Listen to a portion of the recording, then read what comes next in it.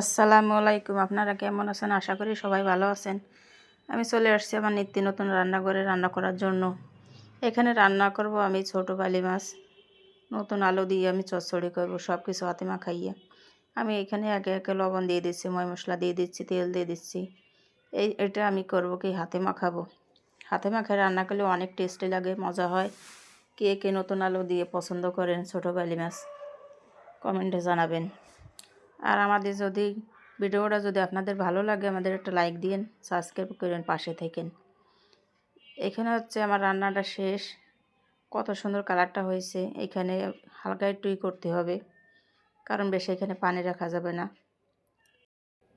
এখানে আছে পুঁই শাকের ফল, আমি ভাজি করব। পুঁই শাকের ফল কে খেতে পছন্দ করেন আমাদের একটু শেয়ার করেন। তারপরে এখানে আমি একে একে পেঁয়াজ মরিচ আমি তেলে ভেজে উঠাবো। ভেজে উঠে রাখলে কি শেষের দিকে দিলে বাগারও মজা হয়। তারপরে এখানে আলু দিয়ে, নতুন আলু দিয়ে পুঁই শাকের ফলটা আমি ভাজি করতেছি। একটু হালকা জিরার গুঁড়া দিয়ে দিছি, তারপরে হলুদ, একটু রসুন বাটা দিয়ে দিছি। ভাজিটার ভিতরে দিলে হয় কি ঘ্রাণ আসে, একটু আঠালো আঠালো হয়, খেতে অনেক মজা হয়। তারপরে এইটা আমি যে পেঁয়াজ মরিচ আমি ভাজে উঠে রাখছিলাম, এটা আমি লাস্টে দিয়ে দিলাম। তারপরে এখানে উপর দিয়ে আমি হালকা একটু ধনের পাতা ছড়িয়ে দিয়ে দিলাম।